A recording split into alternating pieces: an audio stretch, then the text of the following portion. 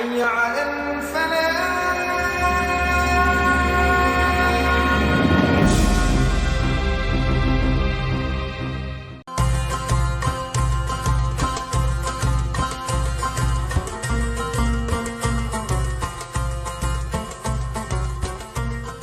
Bismillahirrahmanirrahim. Assalamualaikum warahmatullahi wabarakatuh. Alhamdulillah wassalatu wassalamu ala Rasulillah Sayyidina Muhammad ibn Abdullah wa ala alihi wa sahbihi wa man walah, amma ba'd. Ahibba'il kiram, alhamdulillah pada kesempatan kali ini kita bisa melanjutkan pembacaan daripada kitab Ihya Ulumuddin karya Imam Hujjatul Islam Abi Hamid Muhammad bin Muhammad Al-Ghazali.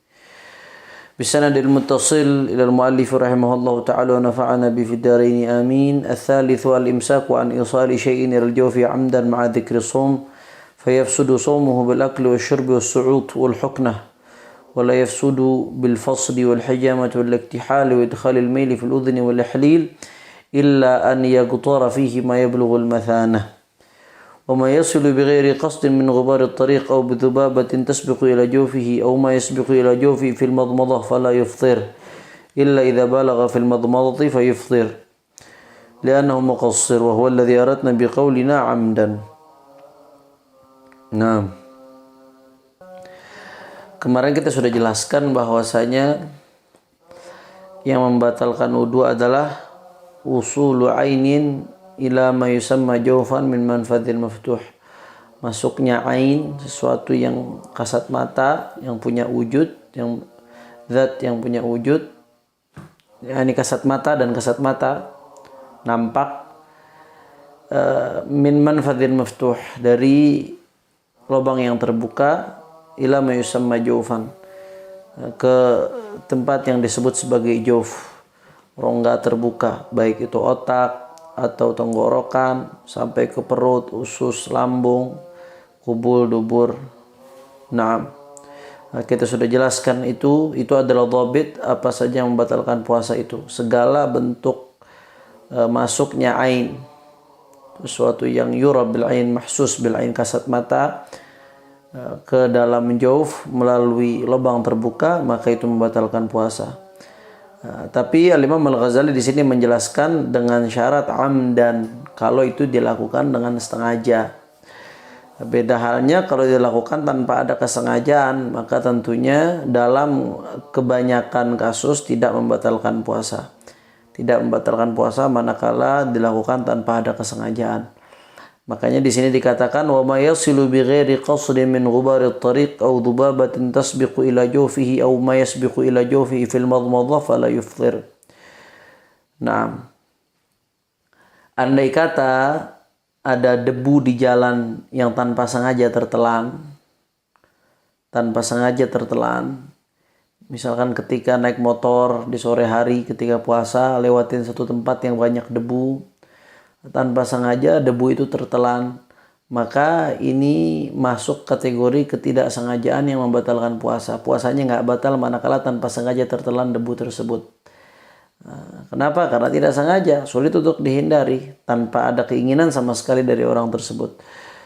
Nah, au dzubabatin tasbiqu ila jawfihi, atau seperti orang yang tanpa sengaja tertelan serangga, laler misalkan. Lagi tidur, mungkin tidurnya mangap, akhirnya laler masuk, dia lagi puasa, laler masuk, ketelan lalernya. Maka dalam keadaan seperti itu, menelan serangga tanpa sengaja, puasanya tidak batal. Kadang-kadang biasanya di daerah-daerah yang sawah, suka ada banyak nyamuk, atau di daerah-daerah yang banyak serangganya, itu kadang-kadang suka terjadi tanpa sengaja ketelan.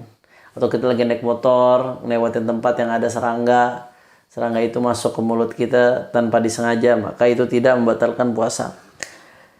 Aw ma yasbiqu ila jawfi fil madmadha falyufṭir, atau air yang digunakan untuk kumur-kumur ketika wudu, kalau tanpa sengaja tertelan maka tidak batal, dengan catatan kumur-kumurnya itu ketika wudu tidak berlebihan, tidak mubalaghah. Karena ada kaidah seperti ini. sebelumnya perlu diketahui bahwasanya kumur-kumur ketika wudhu itu tetap disunnahkan bagi orang yang berpuasa. Orang yang nggak berpuasa disunahkan kumur-kumur plus mubalaghah. Mubalaghah itu maksudnya kumur-kumur sampai betul-betul mencakup seluruh mulutnya, sampai seperti itu. Sampai ke hampir masuk tenggorokan deh. Pokoknya mencakup seluruh mulutnya sampai mentok. Mubalaghah disebut.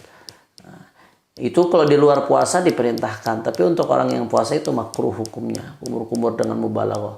Jadi orang yang wudhu itu tetap diperintahkan kumur-kumur oleh syariat, tapi kumur-kumurnya tidak sampai mubalaghah. Kalau sampai mubalaghah, maka itu tidak diperintahkan, hukumnya makruh. Nah, di dalam masalah ini ada satu dhabit, ada satu patokan yang perlu difahami. Jadi kumur-kumur atau mandi dan lain sebagainya, manakala ada air yang tertelan tanpa disengaja, maka di situ dilihat apa yang dilakukan itu sesuatu yang diperintahkan oleh syariat atau tidak. Kalau yang dilakukan sesuatu yang memang ma'murun bihi syar'an, sesuatu yang diperintahkan oleh syariat seperti kumur-kumur yang tanpa mubalaghah, lalu ketelan, ada yang ketelan, maka yang ketelan tanpa disengaja itu hukumnya tidak membatalkan puasa.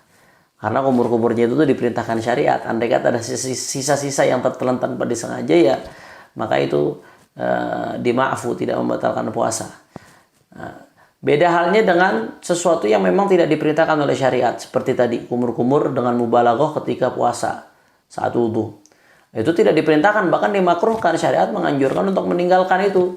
Nah, andai kata itu dilakukan, ada orang yang mubalaghah kumur-kumur dalam wudhu ketika dia berpuasa, andai kata tahu-tahu ada air yang tertelan, maka di situ hukum puasanya batal walaupun tanpa disengaja ketelannya. Kenapa? Karena dia melakukan sesuatu yang nggak diperintahkan syariat. Buat apa dilakukan? Nah, sama halnya dengan mandi. Bagaimana hukumnya orang mandi ketika puasa? Dilihat mandinya sih boleh-boleh saja. Tapi kalau masalahnya kalau ada yang tertelan, air yang tertelan, maka di situ dilihat mandinya mandi yang memang diperintahkan oleh syariat atau tidak. Kalau mandi yang memang secara spesifik diperintahkan oleh syariat seperti mandi sunnah di hari Jumat atau mandi junub, misalkan suami istri sebelum sahur dia hubungan suami istri, kemudian habis itu belum sempat mandi dia sahur, setelah masuk azan subuh baru dia pengen mandi, nggak apa-apa, boleh hukumnya, itu tidak masalah, puasanya tetap sah. Andai kata ketika mandi, itu mandinya kan mandi wajib dia. Ketika mandi ada air yang tanpa sengaja tertelan, sedangkan mandinya mandi wajib atau mandi sunnah seperti di hari Jumat. Maka andai kata ada air yang tanpa sengaja tertelan, maka di situ tidak membatalkan puasa. Karena memang mandinya itu diperintahkan oleh syariat. Tapi kalau mandi yang tidak diperintahkan secara spesifik oleh syariat seperti mandi litabarrud atau litandhif, mandi yang memang tujuannya supaya seger aja, supaya fresh aja, itu tidak diperintahkan secara spesifik oleh syariat. Secara garis besar mungkin diperintahkan kita untuk menjaga kebersihan, tapi secara spesifik dalam hal ini tidak diperintahkan oleh syariat. Nah, maka bagaimana andai kata orang yang mandi dengan tujuan supaya fresh saja dan itu bukan mandi yang diperintahkan oleh syariat ketika berpuasa, maka andai kata ada air yang tertelan, maka walaupun tanpa sengaja di situ membatalkan puasa. Kenapa? Karena dia melakukan sesuatu yang memang sebenarnya tidak diperintahkan oleh syariat. Makanya masalah mandi ini kalau nggak butuh-butuh banget ya jangan. Kalau nggak butuh-butuh banget ya jangan. Ya lebih baik mandinya setelah berbuka, karena sunnah. Mandi setiap malam Ramadan sebelum tarawih itu hukumnya sunnah. Jangan takut wah mandi malam ntar remetik dan lain sebagainya. Enggak, diperintahkan kok sama Nabi. Kalau udah Nabi perintahkan pasti di situ ada kemaslahatan zahirah wa batinah, dunyawiyah wa ukhrawiyah. Apa yang diperintahkan oleh Nabi yakinilah, pasti di situ ada kebaikan kita, baik kebaikan dunia atau kebaikan akhirat, baik kebaikan yang zahir maupun kebaikan yang batin. Jadi buat jaga-jaga daripada takut ada yang ketelan, selama mandinya bukan mandi yang diperintahkan secara spesifik oleh syariat seperti mandi junub atau mandi Jumat, maka lebih baik yang lagi puasa menghindari mandi dulu, mandinya nanti setelah berbuka sebelum sholat tarawih, karena memang disunnahkan setiap malam Ramadan itu untuk mandi setelah berbuka sebelum melaksanakan sholat tarawih. Naam. Begitu juga bicara soal kumur-kumur, ada satu kasus yang walaupun kumur-kumurnya mubalaghah, tapi kalau tanpa sengaja tertelan nggak batal. Bagaimana itu? Kembali ke kaidah tadi. Kalau memang kumur-kumurnya diperintahkan oleh syariat, maka kalau tanpa sengaja ada yang tertelan nggak batal. Contoh, mubalaghah tapi diperintahkan ketika puasa. Apa? Kalau ada orang yang muntah. Muntah itu kan kalau tanpa sengaja nggak membatalkan puasa. Yang membatalkan puasa itu istiqa, sengaja muntah, dikorek-korek supaya muntah, dicari-cari bau yang enak supaya muntah. Itu yang membatalkan puasa. Tapi kalau tanpa sengaja muntah nggak batal puasanya. Dengan catatan apa yang sudah keluar itu kan najis, muntah. Apa yang sudah keluar jangan sampai tertelan lagi. Nah, makanya sisa dari muntah yang ada di mulut itu harus dibersihkan dengan cara apa? Kumur-kumur. Nah, karena kalau sampai nggak dibersihkan dengan kumur-kumur masih ada sisanya, khawatir nanti tertelan dengan ludah. Nelan ludah itu seperti saya sudah jelaskan, sebetulnya hukumnya nelan ludah itu nggak membatalkan puasa, tapi dengan 3 syarat. Syarat yang pertama dia nggak bercampur dengan yang lain. Kalau ludahnya bercampur dengan yang lain bisa membatalkan puasa. Syarat yang kedua ludahnya suci, nggak bercampur dengan najis. Contoh yang bercampur dengan najis apa? Dengan sisa muntah najis. Nah, kalau ludah dalam keadaan najis ditelan maka batal puasanya. Dan yang ketiga, ludah yang nggak batalkan puasa itu ludah yang masih di dalam mulut. Kalau ludah sudah keluar mulut, disedot lagi masuk, maka itu membatalkan puasa. Nah, khawatir kalau nggak dibersihkan buru-buru, bekas muntahnya itu bisa tertelan dengan ludah. Kalau tertelan dengan ludah, batal puasanya nanti. Makanya wajib setelah muntah itu orang yang puasa harus segera kumur-kumur. Dia harus kumur-kumur, dan di situ kumur-kumurnya diperintahkan untuk mubalaghah.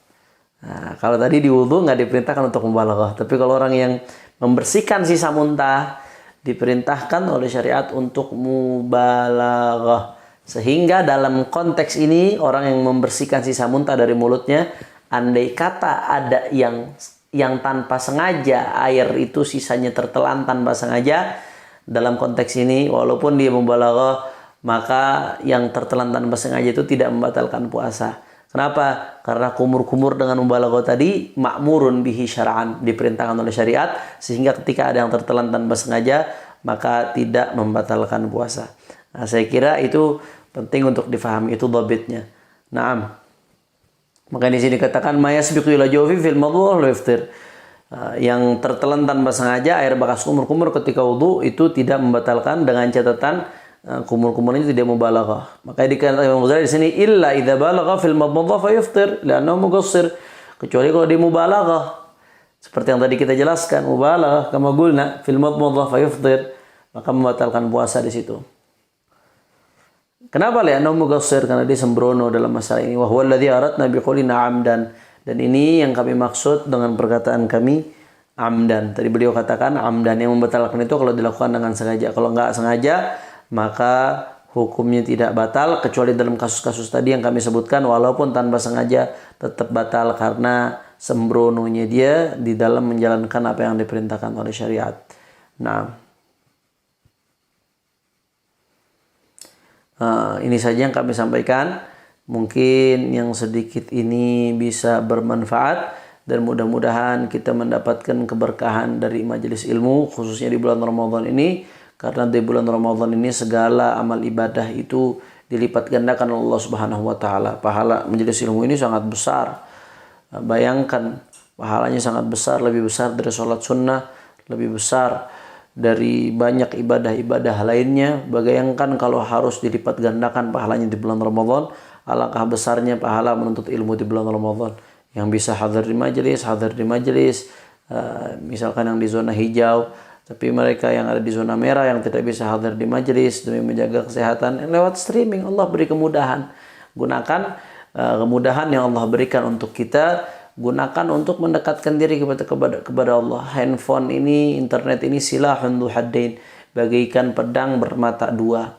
Ada kalanya dia memudahkan jalan kita untuk mendapatkan murka Allah.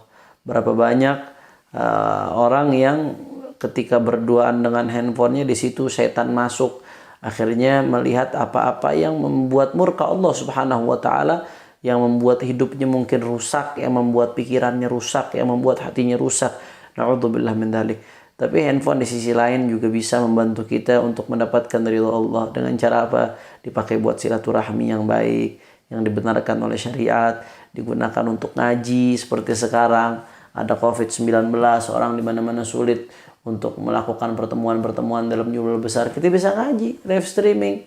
1.000 orang, 2.000 orang, nggak ada masalah. 100.000 orang pun nggak ada masalah. Nah, karena tetap ada physical distance, ada jaga jarak, nggak saling kumpul satu sama lain. Mudah-mudahan pahalanya dapat sebagaimana kita kumpul di majelis-majelis ta'lim. Karena Nabi SAW pernah mengatakan, fil madinati aqwamun ma salakna tariqan wala qata'na wadiyan illa wa kanu ma'ana. Kata Rasulullah SAW, di Madinah ada sekelompok orang yang ketika itu Nabi sedang di perjalanan bersama sahabat-sahabatnya untuk satu misi. Nabi mengatakan kepada sahabat-sahabatnya, di Madinah ini yang kita tinggal ada sekelompok orang yang tidaklah kita menempuh satu jalan kecuali mereka bersama kita. Maksudnya apa? Pahala yang kita dapat mereka juga dapat. Siapa mereka ya Rasulullah? Sahabat bertanya, kok enak banget di Madinah, kita capek jalanan, tapi mereka ikut dapat pahala. Padahal mereka di Madinah nggak kemana-mana. Habasahumul udzur, habasahumul udzur. Mereka pengen ikut, tapi ada udzur yang menghalangi mereka. Kita ingin sekali, kita sudah rindu luar biasa dengan majelis-majelis ta'lim. Kita sudah rindu luar biasa untuk berkumpul bersama-sama, salam-salaman. Alangkah beratnya dalam sebuah pertemuan tidak ada salaman. Alangkah beratnya dalam sebuah pertemuan tidak ada saling peluk melepaskan rindu antara muslim sesama muslim. Alangkah beratnya kita harus meninggalkan majelis-majelis yang begitu kita cintai, tapi tidak lain dan tidak bukan kita lakukan ini semua untuk dalam rangka patuhnya kita kepada para alim ulama dan kepada para arahan mereka, dan tidak lain dan tidak bukan merupakan salah satu intisari daripada syariat adalah hifdzun nafas, menjaga keselamatan jiwa dan menjaga kemaslahatan daripada umat. Oleh karena itu mudah-mudahan berkat doanya muslimin muslimat di bulan Ramadan ini, mudah-mudahan Allah angkat segala wabah ini. Karena siapa yang nyaman dengan keadaan seperti ini? Semua pun gak nyaman. Apalagi terkadang saya kepikiran saudara-saudara kita, fuqara, masakin, yang kalau sehari gak kerja, sehari tidak makan. Bayangkan mereka di tengah-tengah keadaan COVID seperti ini. Bagaimana susahnya hidup mereka.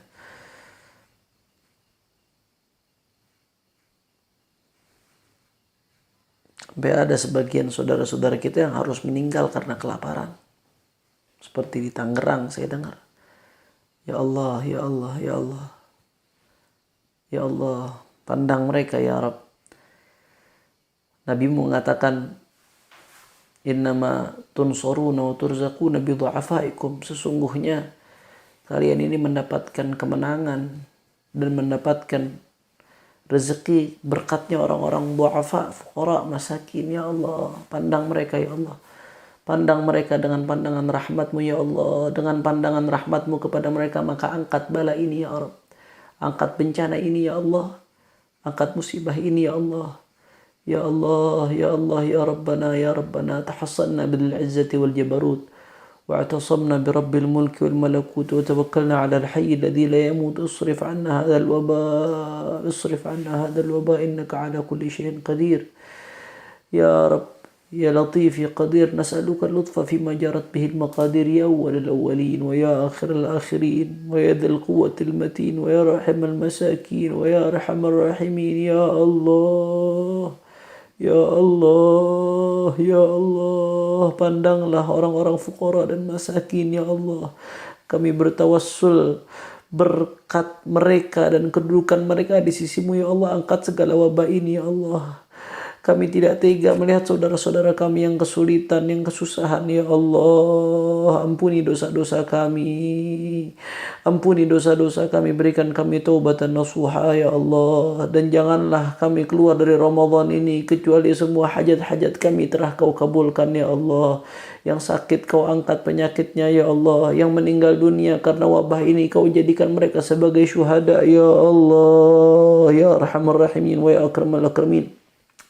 Dan janganlah kami keluar dari bulan Ramadan ini kecuali Kau jadikan kami, orang tua kami, istri kami, anak-anak kami, guru-guru kami, murid-murid kami, semua orang yang kami cintai termasuk min utaqaika minan nar, termasuk orang-orang yang Kau berikan predikat bebas dari api neraka ya Allah. Celaka kami kalau tak mendapatkan ampunan-Mu di bulan yang mulia ini ya Allah. Ya Allah ya Arhamar Rahimin wa ya Akramal Akramin. Allahumma barik lana fi Allahumma fariqil furqan munzil al-Quran bil hikmati wal bayan. Barik Allahumma lana fi syahr Ramadan. Barik Allahumma lana fi syahr Ramadan. Barik Allahumma lana fi syahr Ramadan ya Arhamar Rahimin. Sallallahu alaihi wasallam Muhammad wa alihi wasallam. Alhamdulillahirabbil alamin. Mudah-mudahan yang sedikit ini bisa bermanfaat. Wal afu minkum. Wassalamu alaikum warahmatullahi wabarakatuh.